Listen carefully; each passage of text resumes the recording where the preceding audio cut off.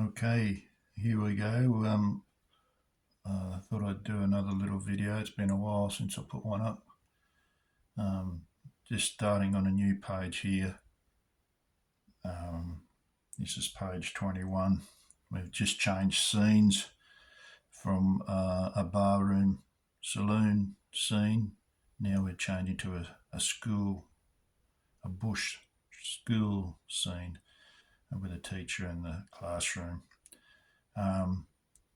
First thing I'm going to do when I draw inking my pages is the lettering. So I use a this nib when I letter. That's a post office nib.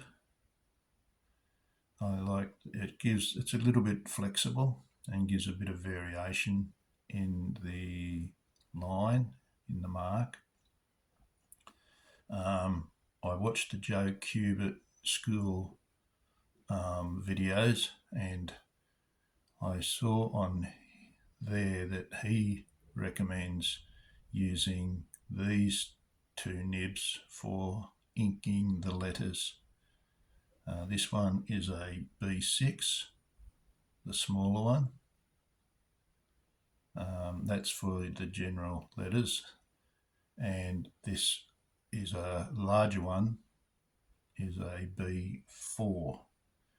The B4 is used for any letters that require to be in bold.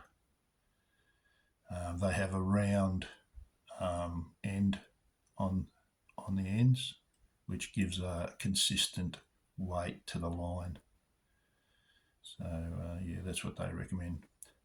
Sometimes I use these. You can see I've used these before to try them out, and they work quite well. But I still prefer the line and the look of the post office nib.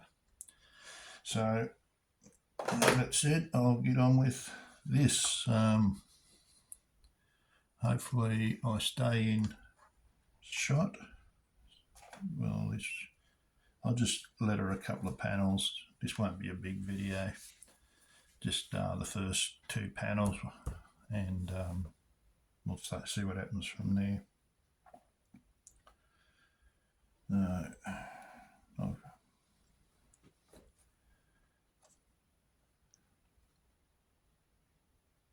I like to read through it before I start the actual lettering. So it says, who can tell me the answer to this equation?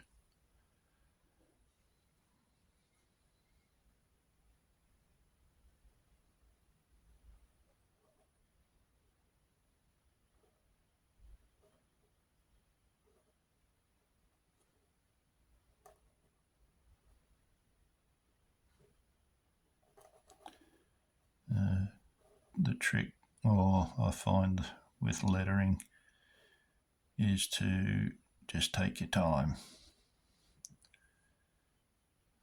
That's the main thing. Don't rush it.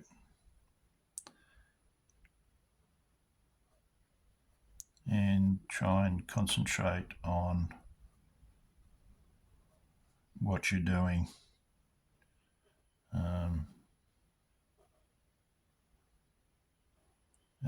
Concentrate on the letters, your spelling, the spaces between the words, between the letters, all those things you got to think about. But it's like driving a car. There's a lot of things to think about when you're driving a car. But after you do it for a while, it all becomes second nature.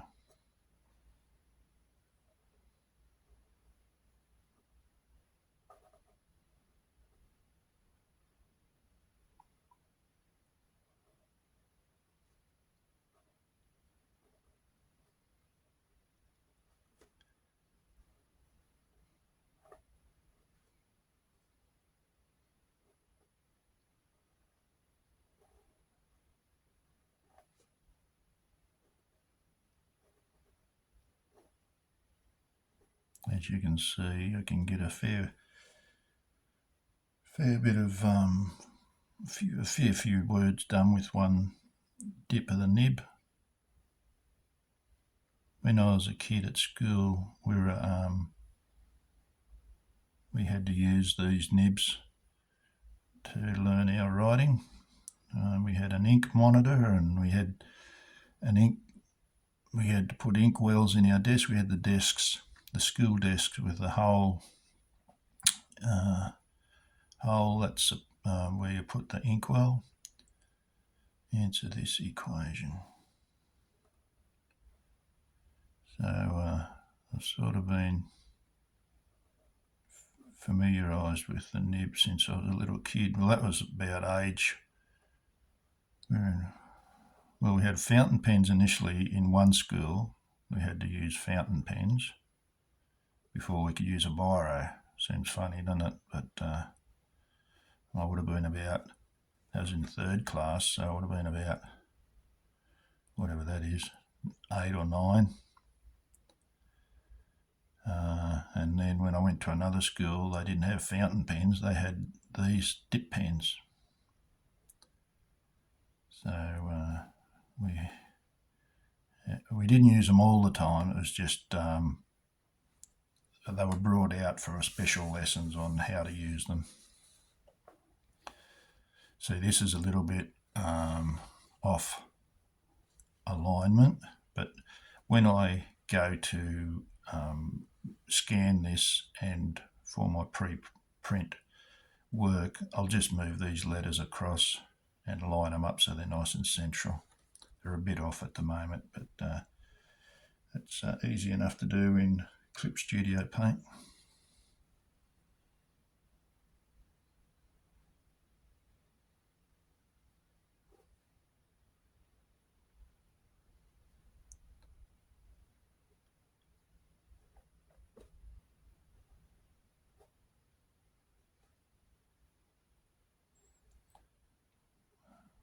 When you're doing your lettering, just do 1 or 2 letters and move your hand across. Don't try and do the whole word, because I rest my hand on the page. Don't try and do the whole word from one spot. Do a couple of letters, then move your hand across. Do another couple of letters, move your hand across, and that'll help you to get consistent lettering.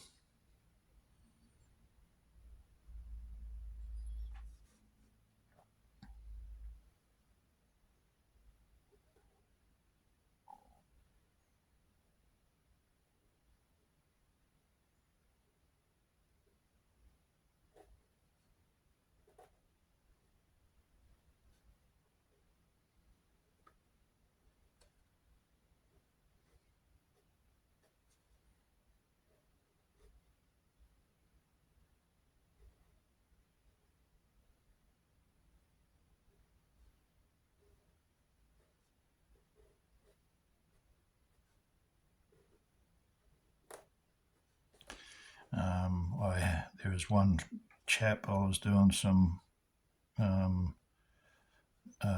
illustration for his comic, and he said don't do the lettering because he reckons I do the letters are too big, but he liked them smaller on the page, but I don't mind them being big because easier to read for the reader.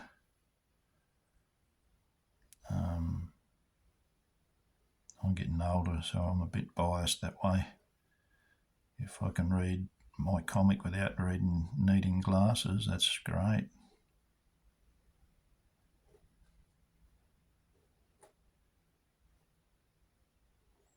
Although I pretty much got to wear glasses all the time now, but it just makes it a lot easier if the lettering's big. Not huge, but just a reasonable size.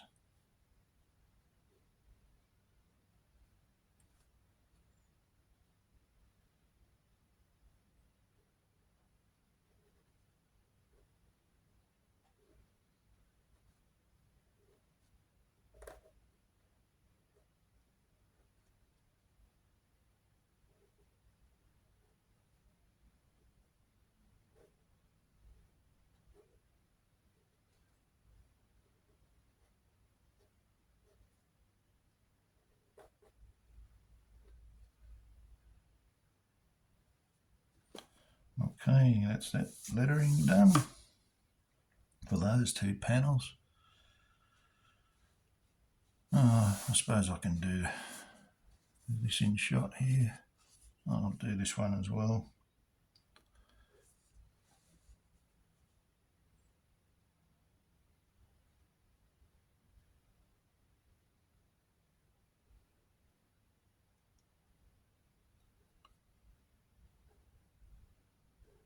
Now this sentence or this speech balloon, word balloon, is coming from this character in the next panel.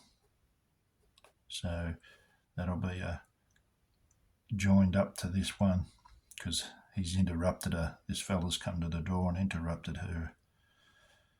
So actually that I might make it, or I have a question for you. Maybe in bold.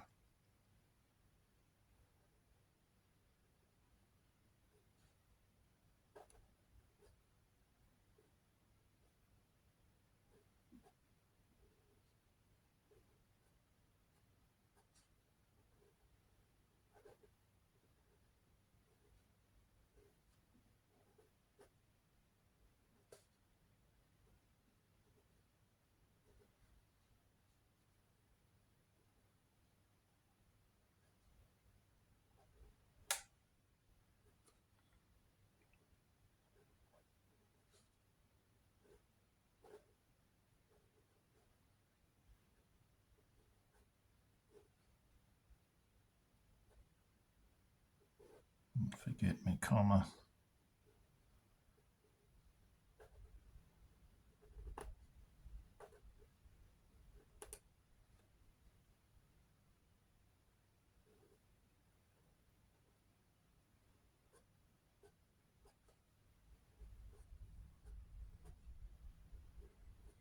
I have a question for you, Miss Keeley.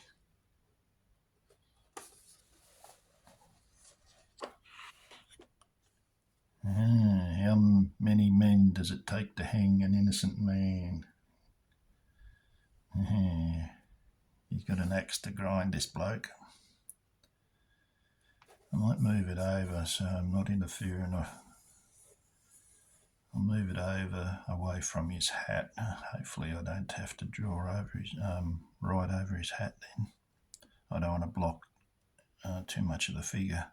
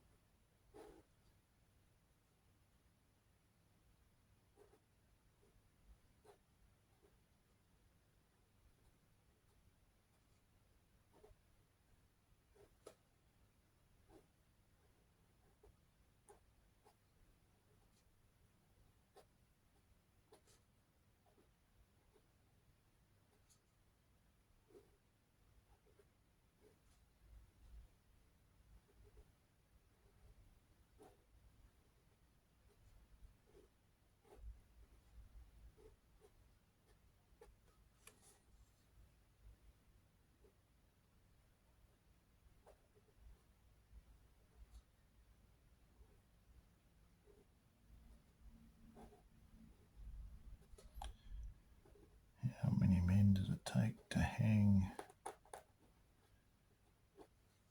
an innocent?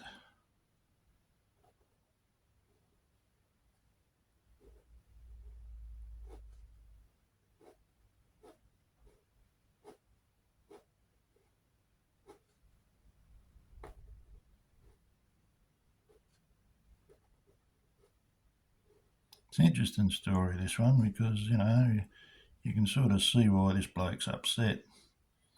His father got hanged by a mob, well, basically by a mob. He was tried, but unfairly he was hung.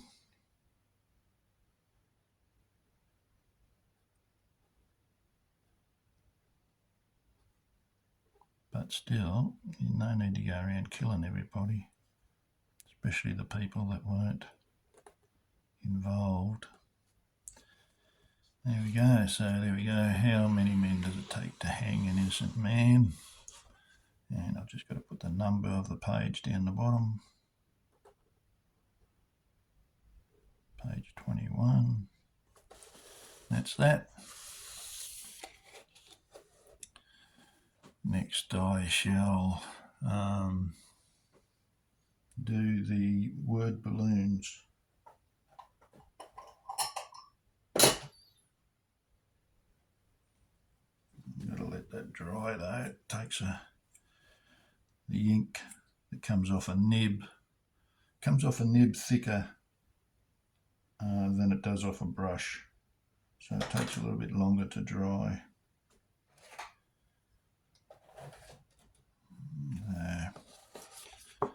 Just got to turn that in the light. Looks like it's pretty much dry. This one's still wet down here. That up there is all dry.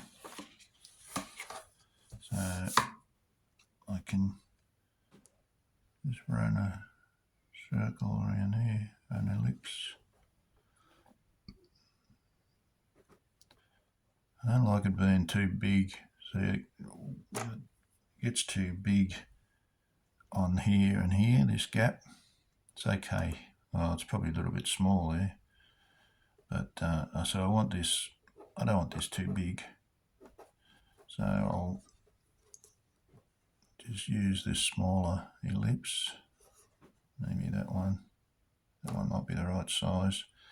Then it's not too big a hair. Notice I'm going to use this one. I've been using this one lately and I've sort of started to get used to using it.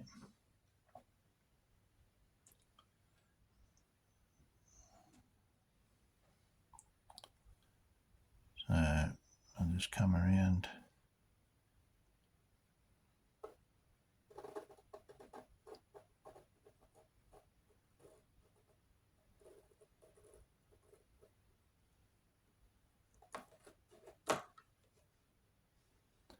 Now it's got these, under the ellipse there's these little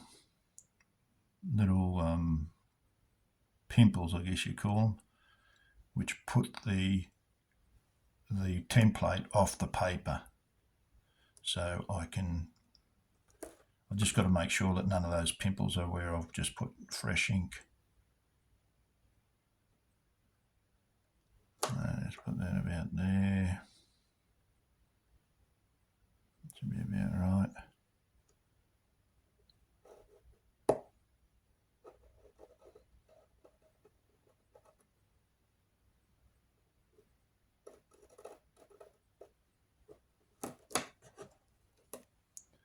Alright, it's probably a bit close to the top there really.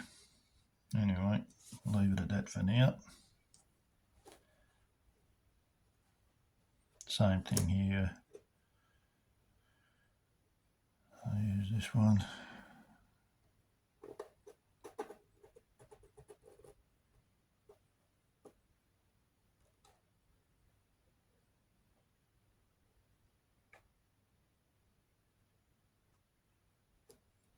Now,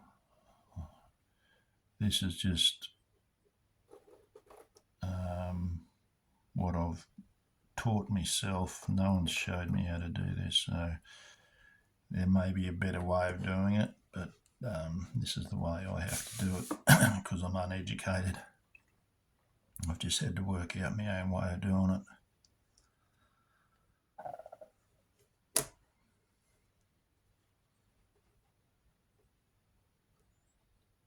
Now she's saying,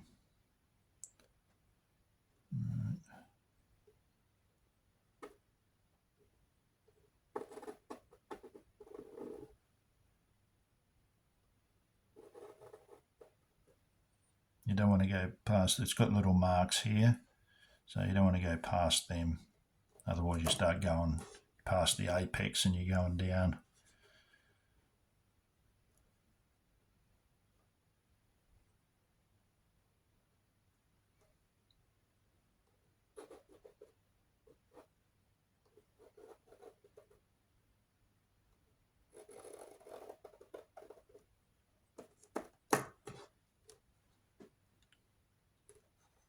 It's nice when you can get the whole thing in one ellipse. Just about get that one in. Maybe not quite. Like I said, I don't like to crowd them.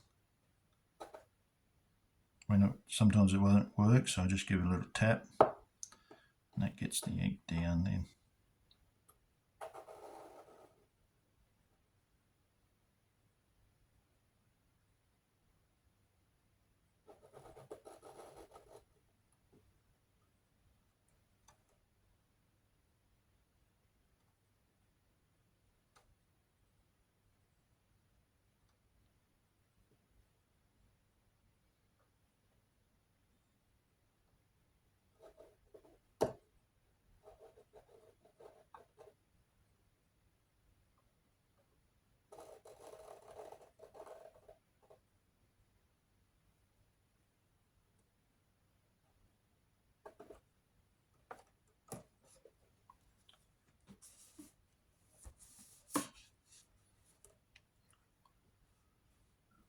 No, I did that and you can't see it. Bloody hell.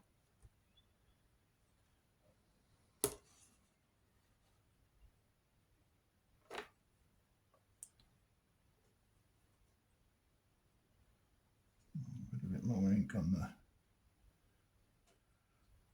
liner.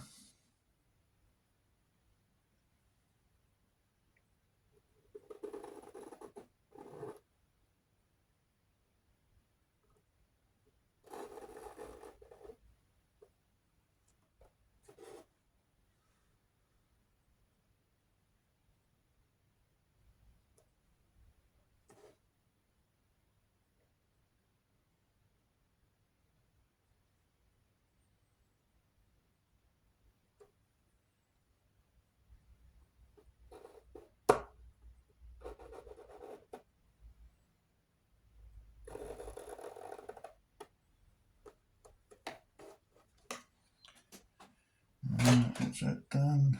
Now let's grab my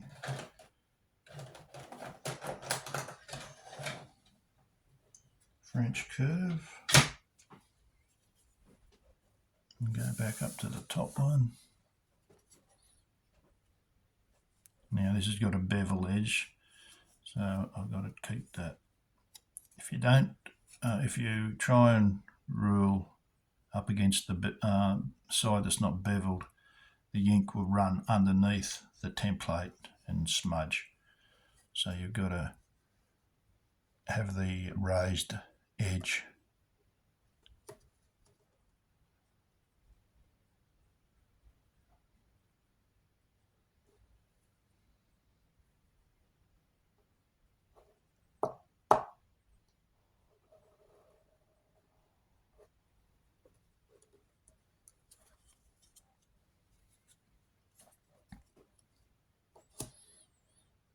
I've got to remember to put a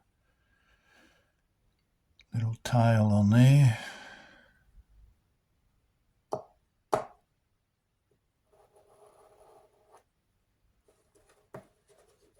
that on later.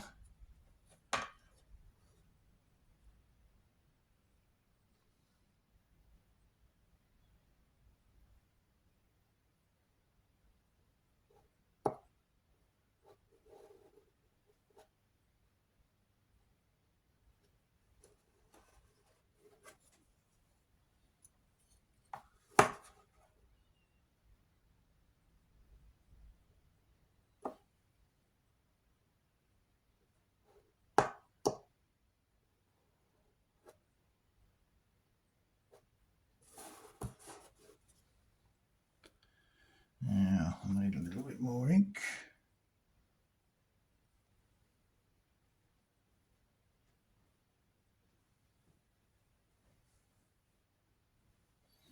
When I dip this liner in the well, I have to wipe this edge here, this face, clean, so it doesn't rub onto the template And I usually use that end as well, but mainly I use this side, the flat side.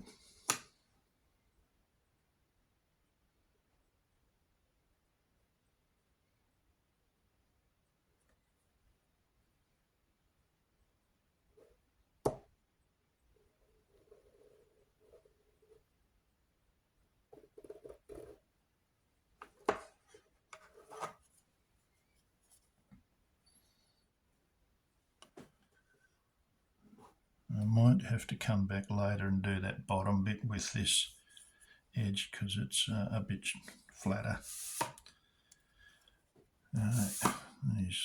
Just join these ones up.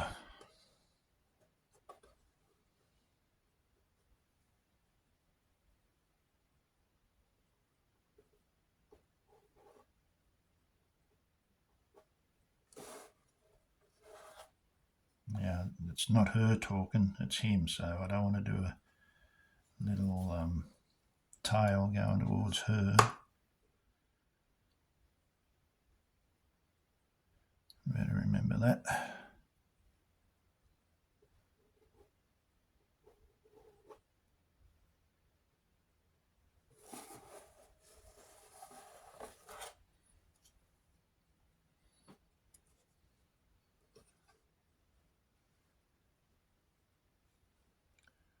I don't want to touch any of that wet ink.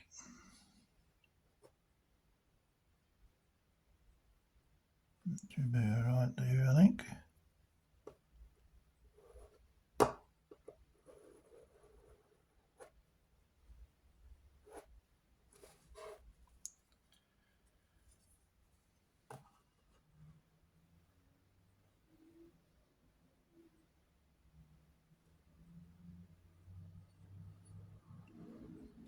I might have the tail out there a little bit, so a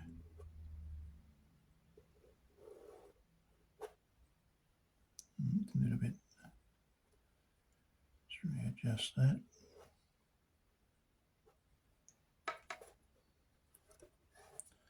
Right, now that one up there should be dry now. You see that?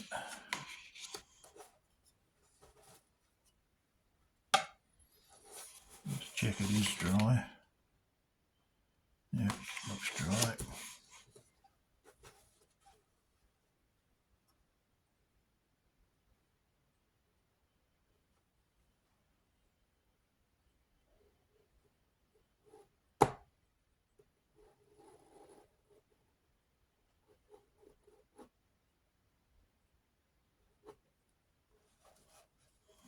Join these up.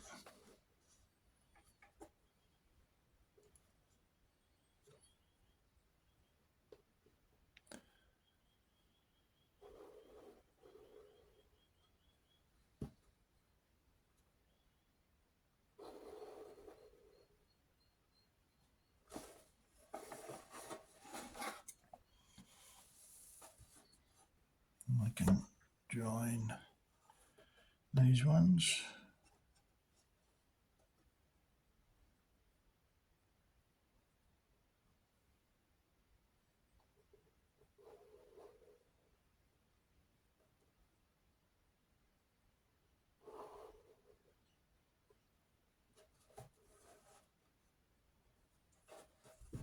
Alright, a couple of little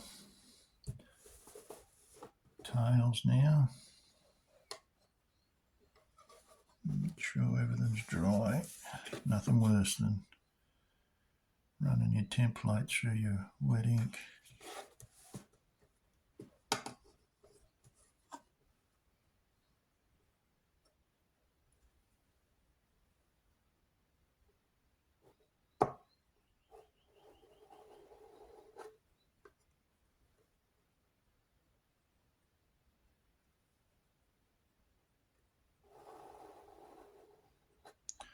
Yeah, when I started school, I don't know if they do it nowadays, but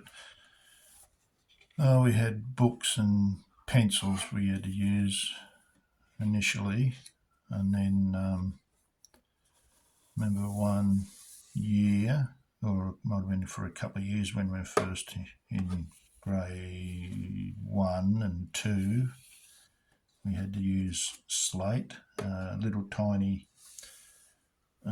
blackboard that we had, you know, probably about the size of this here, that area there, like an A4 size, and we'd write with chalk on that when we were at school. Then we went from there, we're using pencil in books, I think. Then we went to fountain pens.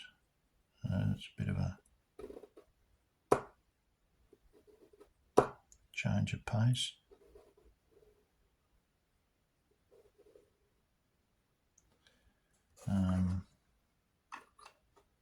Yeah, but that was the good old days.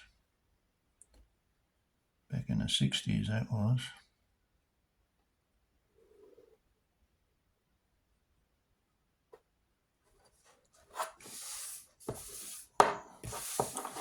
Yeah, there's some more, 2 more lines here. Wanting to curve around a fair bit here, round towards him.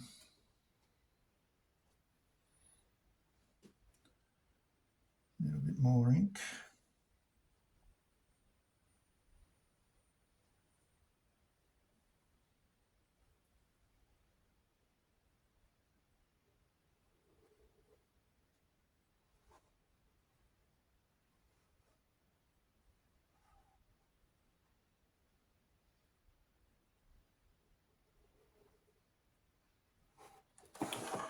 There we go, that's the balloons done. Alright, well that might do me for today, well for this little video. Of course now I'll rule the panels in. I'll use a ruler, just a good old ruler, and turn it over so it's upside down. You've got a curved side.